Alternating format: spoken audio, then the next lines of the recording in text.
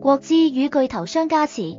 全系列智能機器人第一股樂寫機器人03752HK IPO 價值詮釋，在全球製造業加速邁向自動化與具新智能的浪潮下，港股市場迎來特專科技新股樂寫機器人03752HK。從投資銀行視角看，這家集工業機器人、柔性協作機器人及具新智能機械臂於一身的獨角獸，不僅代表高端製造轉型方向，也是市場上具備稀缺性的核心科技標的。本次全球發售自2026年6月30日正式展開，至7月6日截止。公司發行2303.19萬股 H 股，其中公開發售10%，國際發售90%，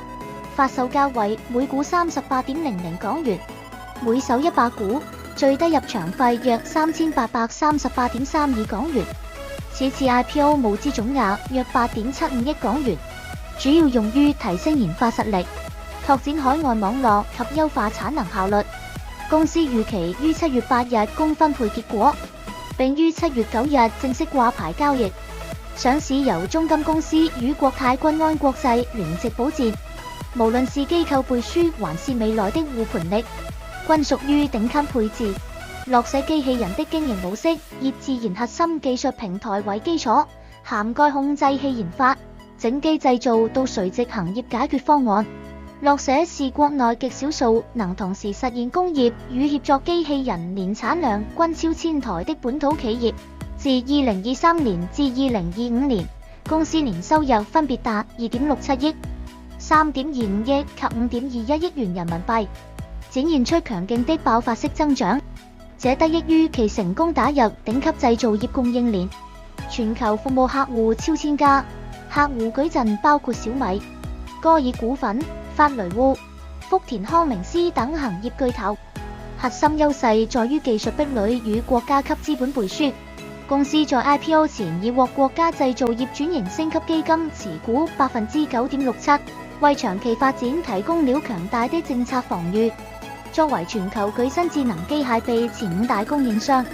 樂寫精準踩中 AI 與物理實體結合的時代紅利。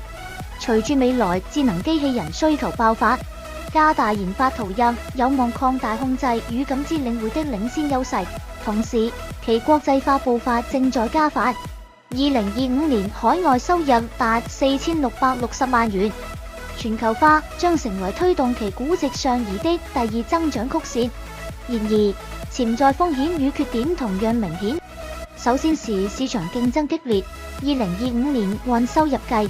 樂寫在國內工業及協作機器人市場份額分別僅為0.9%和4.8%，均排名第6。這意味住面對國內外一線傳統巨頭，公司市率偏低，定價權相對有限。其次，公司仍處於高投入擴張階段，巨額研發對短期盈利造成較大壓力。最後，機器人行業與宏觀經濟及製造業資本開支高度相關，若全球經濟復甦放緩或大客戶預算收緊，營收增速將面臨逆風。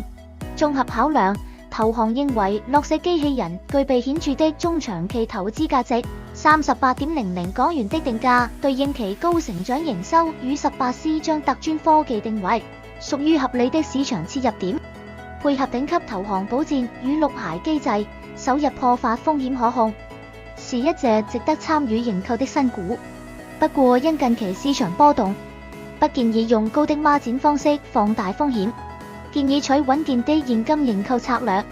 作為捕捉 AI 具新智能長遠升級機會的成長型配置，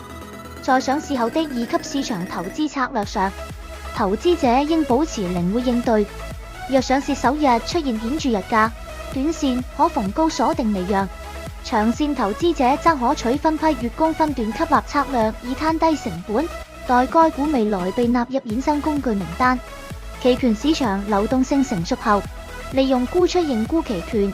short put， 在心儀的心理底價分批吸納正股，更是兼具防守性與額外權利金收益的精明建倉方式。總體而言，以合理的節奏分佈局，將有助於在風險可控下，分享智能自動化時代的長期紅利。仲要聲明，所有內容，包括本教學視頻，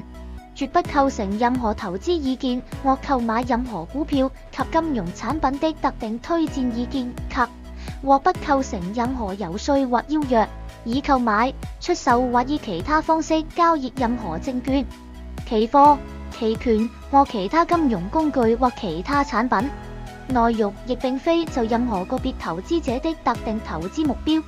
財務狀況及個別需要而編製。投資者不應指內容進行投資。